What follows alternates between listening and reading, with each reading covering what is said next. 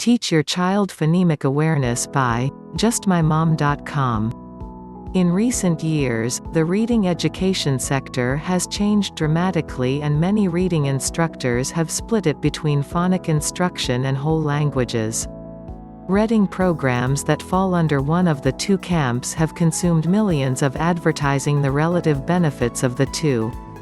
The simple truth of the matter is that the simplest reading instructions occur using a combination of the two strategies.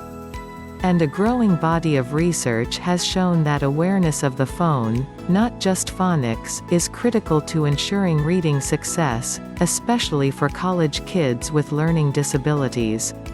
Yet what makes this so confusing for some parents and caregivers is that the term, phone awareness, is swayed so often and in a variety of alternative ways.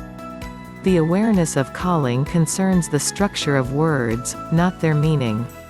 To know the progress of our written code, words, readers should be prepared to contemplate spelling-to-voice correspondence. To know that words, early readers must first have some understanding that words are made up of sounds, phone awareness, instead of imagining each word as an inseparable stream of sound. This development of awareness cannot be accomplished in one simple step but over time. It is also important to see that these skills are pre-reading skills. Children do not always recognize one of these elements on the page but by ear. The stages of phonological development towards the main goal of deep immunmic awareness may include the recognition that sentences are made of words, recognition that words can rhyme and the power to form rhymes, recognition that words are often weakened to syllables and the power to try to do so, acknowledgement that words are often weakened becomes the onset and rhymes and the power to try to do so, recognition that words can start with an equal sound and strength to form this match, recognition that words can end with an equal sound and strength to form this match, acknowledgement that words can have an equivalent medial sound and amp, the power to form this match, acknowledgement that words often weaken into individual phones and the power to try to be, recognition that sounds are often removed from words to form new words and the power to try to be so, ability to blend sounds to form words, ability to segment words into constituent voices. Call awareness as more complex but than simple auditory discrimination, namely that the ability to know that cat and mat are different words. To be ready to describe how they look alike and how they differ indicates the calling consciousness level. Young children are not usually asked to think about words at level apart from their meaning, although experience with rhymes can also be a major indication to children that they will be playing with the structure of words. Learning to acknowledge and play with rhymes is usually the beginning of the development of awareness calling for some children.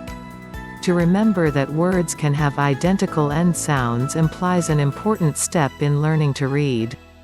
Sensitivity to rhyme makes a direct and indirect contribution to reading. Indirect, it helps children appreciate that words that share a common sound usually share a common letter sequence as well. Then exposure to general letter sequences makes a major contribution to the development of a reading strategy. Indirectly, the popularity of rhymes promotes the purification of word analysis from larger intra-word segments, such as rhymes to analysis at the phone level, an essential requirement for reading. Studies show a very strong relationship between the ability to rhyme at 3 years of age and reading and spelling performance 3 years later. Various studies have strengthened the value of early exposure, such as rhyming games. Rhyming and related phone awareness. Research has shown that children who are capable of excellent discrimination from the musical field also score high on tests of phonemic awareness. Since the pitch change is an important data source in the speech signal, it will be sensitive to small frequency changes, as involved in the introduction of the phone is an important aspect of a successful initial reading. The results raise the compelling likelihood that music training may represent one of those pre-reading, home-based experiences that contribute to marked individual differences in awareness calling with which children start school. So, what does someone teach your child? Techniques that focus on phone awareness most often involve direct instruction in segmenting words into component sounds, identifying sounds in various positions in words initial, medial, final, identifying words that start or end with an equivalent sound, and manipulating sounds during the word, such as saying the word without a beginning or ending sound. Most phone awareness activities shouldn't take quite 15 or 20 minutes to complete. While certain activities are often well chosen in advance, the right words targeted for phone awareness should be chosen from material familiar to your child, such as a book you last read together or a game or family event. Phone awareness activities are a natural extension of reading together. A natural and spontaneous way to provide children with phone exposure is to specialize in the literature related to speech sounds through rhymes. Simple rhyme patterns are easy to remember after repeated exposure, and children will get thoughts of making new rhymes. In the episode, There's a Wocket in My Pocket, Seuss, 1974, the initial sounds of everyday objects are replaced as toddlers talk about aliens around the house, like camp in a lamp. Kids can assemble their aliens in the classroom like Zuck in my book. Alliteration is that of the repetition of the initial consonant sound in several words, as presented in the Faint Frogs Feeling Feverish, and other terrifically tantalizing tongue twisters, alphabet books.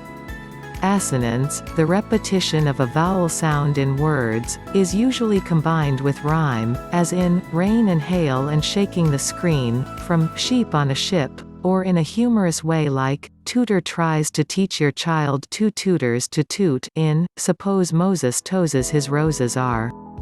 Some books include music for traveling with rhymes, such as Down by the Bay, in which two children attempt to outdo each other in making rhyme questions, such as, Have you ever seen a goose kiss a deer? Spend some time in the children's section of your library or flick through your child's reception bookshelf for books that deal with language. Reading and rereading the story and discussing language use then encourages prediction of sound patterns, words, and sentences, e.g., what sound did someone hear at the beginning of all those words? And creates new versions of the language patterns used in the story. Research has shown not only a predictive relationship between phone awareness and reading success but also a causal relationship.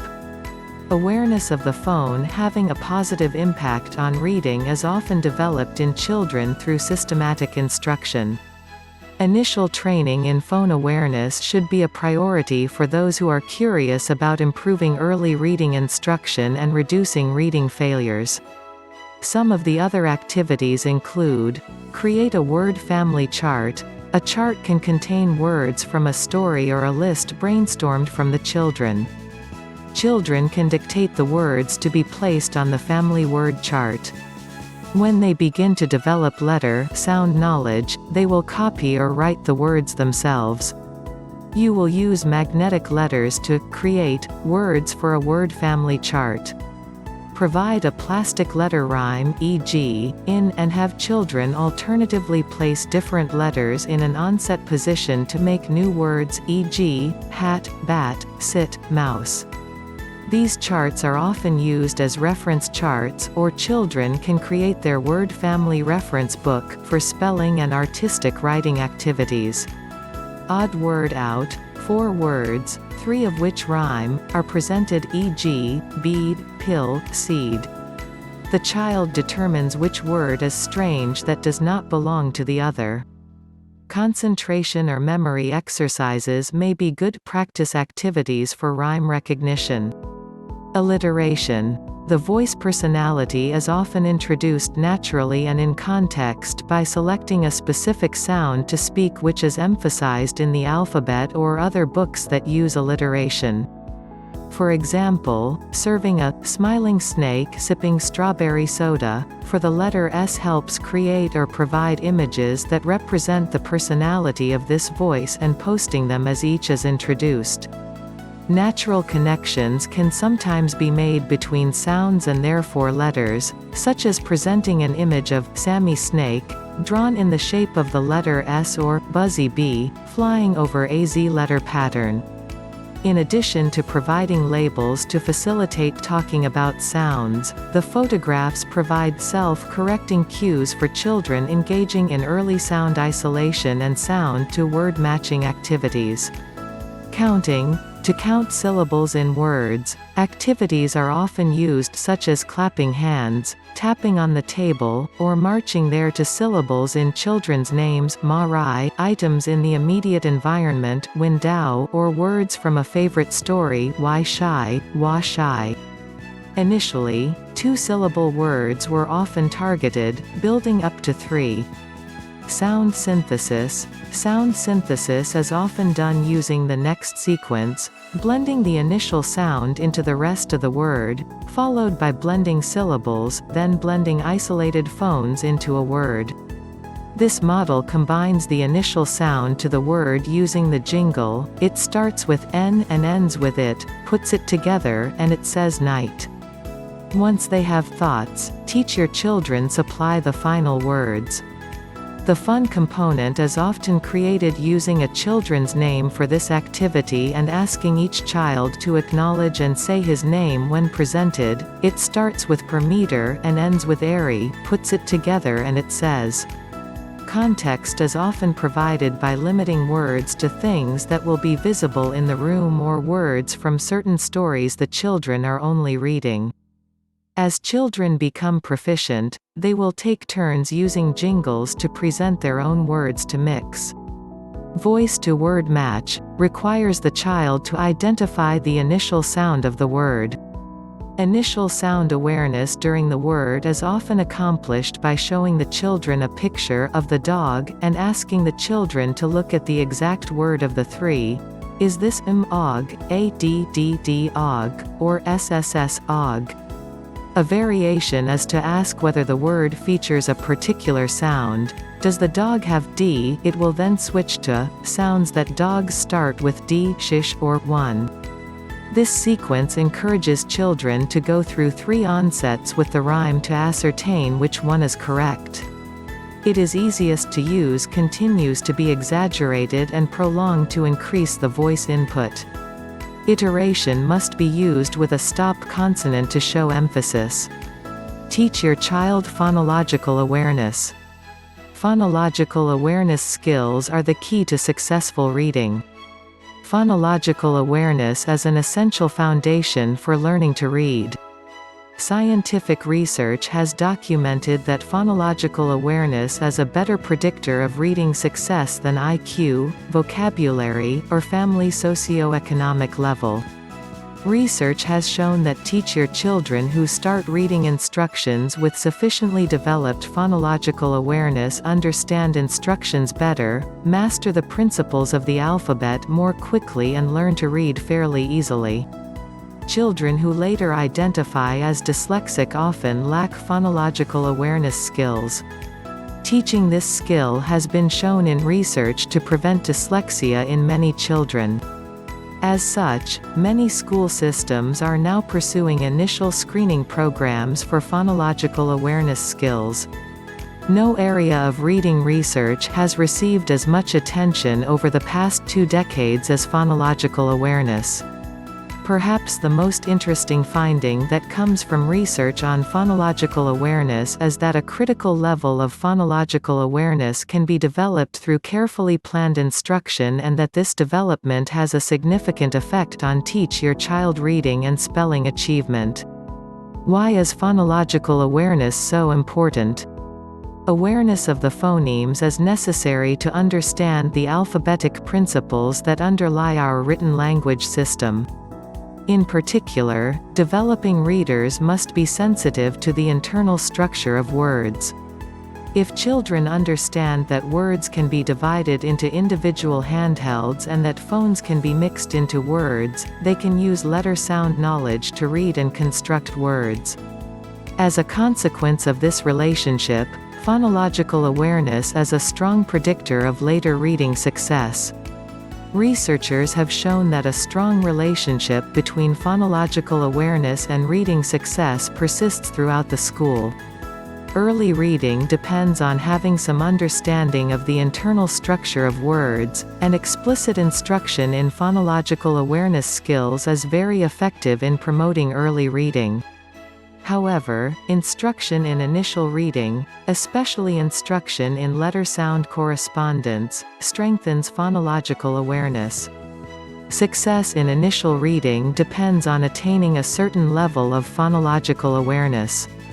Instruction in phonological awareness is useful for most children and important for others. What is phonological consciousness? Phonological awareness is the ability to break down words into separate sounds. A child who has phonological awareness can tell you when two words rhyme and when two words start with the same sound. The further development of phonological awareness will allow the child to tell you when two words end with the same sound. For example, they could tell you that bat and sitting end up sounding the same, but bat and sad don't end up sounding the same. Phonological awareness is a broad term that includes immunmic awareness. Also, for the phone, phonological awareness activities can involve work with rhymes, words, syllables, and onset and rhymes. The key to the learning process to read is the ability to identify the different sounds that make up words and to associate these sounds with the written word. To learn to read, a child must be aware of the phone. The phoneme is the smallest functional sound unit. For example, the word cat contains 3 different sounds. There are 44 phones in English, including letter combinations such as th. Apart from identifying these sounds, children also need to be able to manipulate them. Word games that involve segmenting words into their constituent sounds, rhyming words, and mixing sounds to create words are also essential for the reading process. The ability to identify and manipulate the sounds of language is called phonological awareness. There are 5 levels of phonological awareness, ranging from rhyme awareness to being able to switch or replace components in a single word. Children generally begin to show early phonological awareness when they show appreciation of rhymes and figures of speech. For many children, this starts very early in the course of their language development and may be facilitated by reading from books that are based on rhyme or alliteration. Teaches your child phonological awareness. Early experiences with nursery rhymes can help children begin to pay attention and think about the structure of phonological words. Several studies have shown that children who know more about nursery rhymes by age 3 are more likely to develop in general phonological awareness at age 4 and in immunmic awareness by age 6. You don't have to stop with nursery rhymes though. Read rhyme books and sing rhyme songs and chants. Have the children identify rhyme words using picture cards and do some sort of rhyme with picture cards. Also, play games that teach your children to isolate individual sounds in a single word. For example, this game can be played with the song, Bingo. There is a letter having a sound and you can say it with me: B, B, B, like a ball. Play the game, what's the first sound in this word? This can be done verbally or with a picture card. When children learn how to listen to the language, they also learn to relate spoken language to the written word. Once they hear, know, and can manipulate sound, they begin to realize how words work. Teach your child the alphabet. One of the first steps in becoming a successful reader is learning to recognize the letters of the alphabet. The principle of the alphabet teaches that spoken language is represented by written words consisting of various combinations of letters, and that letters and their combinations make up all sounds in spoken language. Attaching a voice to these letters and learning to write them paves the way for successful reading and writing. Learning to say their ABCs is a great start for any preschooler, but it is equally important for teach your child to learn letter sounds. Preschoolers, who know the sounds of the letters of the alphabet, have an easier time learning to read. To read, each child must know the sound of the letters and their shapes and sequences. More than that, he should be able to remember them quickly. When he sees the letter, he should be able to say the letter or voice vowel without hesitation. This has to happen whether he hears the letters in order or not. While alphabet songs can be a fun way to start learning ABCs, it is not enough, as children also need to be able to identify each letter. This skill is much more important than knowing where it falls in the alphabet, as it is the key to learning to read. Research shows it's important for children to recognizes and names letters, recognize the initial letters with familiar words, especially their names, recognize capital and lowercase letters, associate the letters with the specific sound they represent, knowledge of the alphabet as the basis for the literacy development of your child, and you should not assume that your child will learn these skills in Kids Park. Waiting until kindergarten to learn ABCs will put your child behind many other students and can cause additional stress. Children who can read independently translate the alphabet shapes accurately back to sound. If we want our children to be able to read independently, we need to teach them alphabet letters, various sounds of each letter, sounds made by compound letters. You can teach your child the alphabet when your child is young. My son mastered his letters on his 2nd birthday, and I helped him do that without flashcards and without whining. She loves working with letters, and even now, as she's approaching her 4th birthday, asking for certain games or activities. She doesn't know she's studying, she just thinks she's having fun with her mom. There are many ways that you can help your preschooler learn the sounds and names of the alphabet letters. You don't need expensive tools and programs, and in fact, many of them can be counterproductive because they make learning work. My greatest success is simply to work on letters in context with the world whenever it seems open to opportunity. The alphabet becomes only a part of our daily life, including tasks and playtime. Teach your child how to look after money. It's a sad fact, but many people retire just to live in poverty. After working 40-odd years and during that time earning hundreds of thousands of pounds, a lot has very little to show for it. What happened to all of that? Well, for the most part, it will just slip through your fingers. Why? Well, schools are very good at teaching us lots of different subjects including math, but one thing they don't teach is a personal finance and how to make money work for you rather than you work for money. So where can our kids learn about personal finance? Well, it's up to us as parents to teach your child.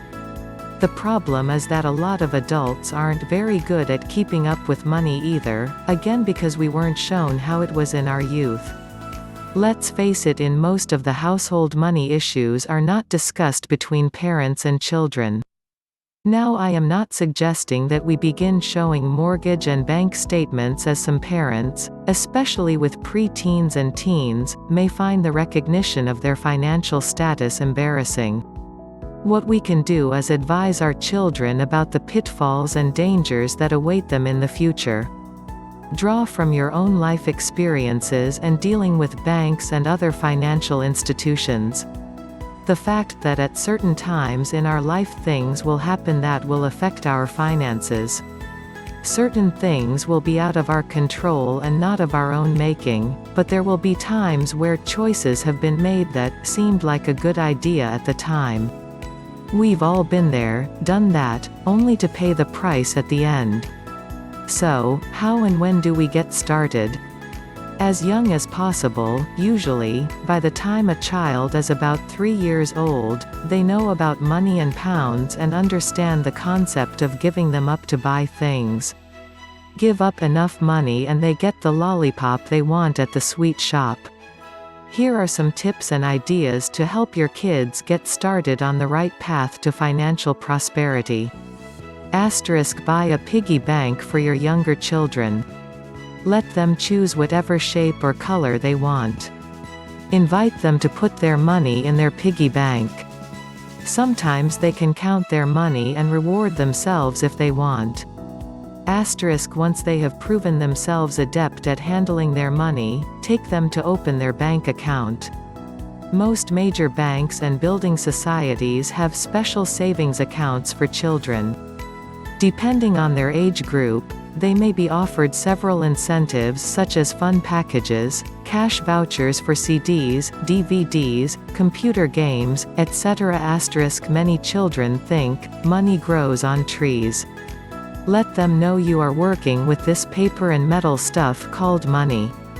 Whether you work or you have inherited great wealth, do not encourage laziness in your children.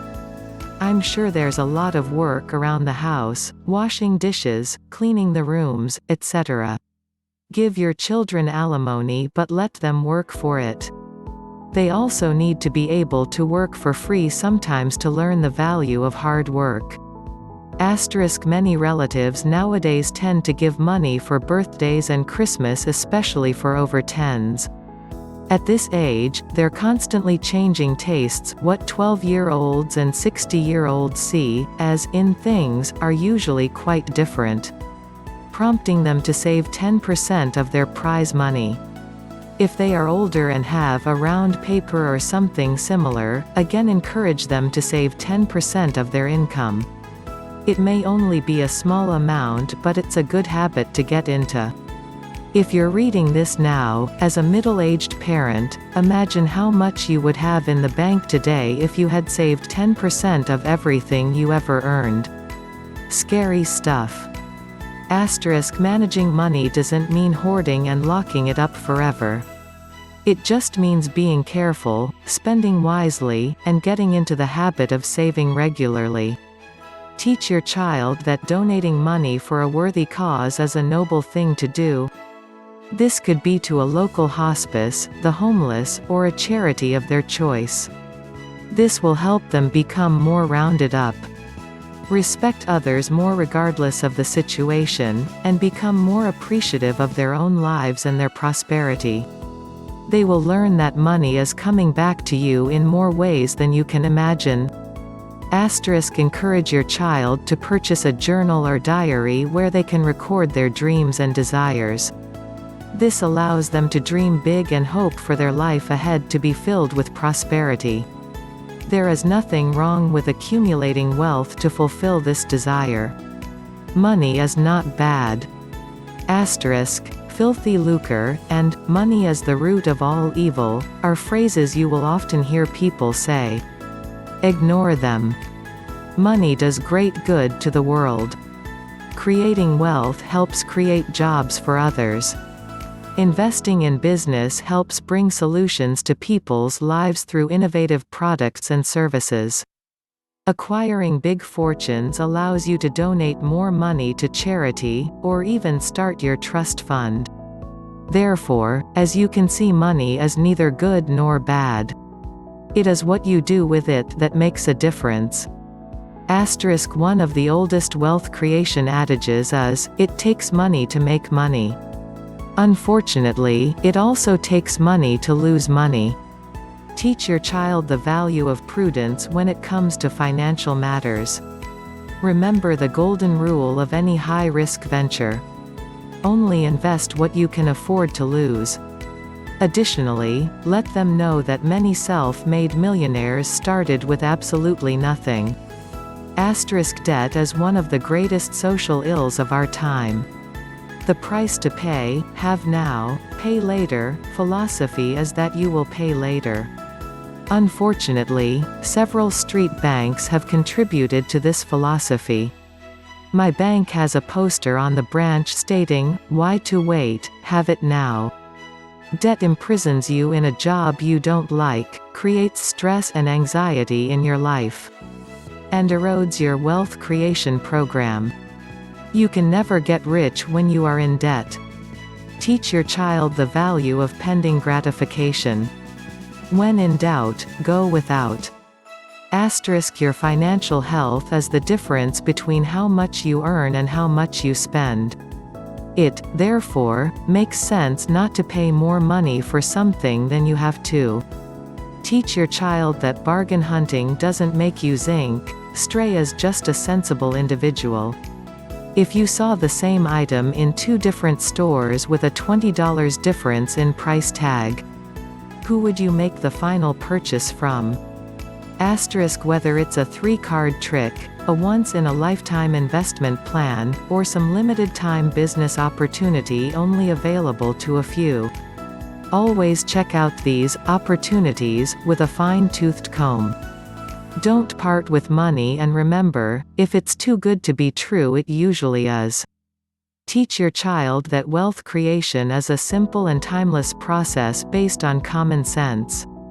Silly question: if you had learned the above principles when you were 10 years old, and have applied them every day of your life, would you be healthier financially today?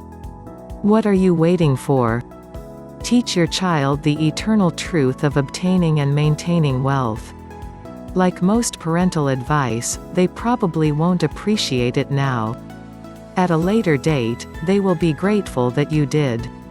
Knowledge is truly the most valuable gift you can give. Thanks for watching. Please like, share and subscribe my YouTube channel Just My Mom. www.justmymom.com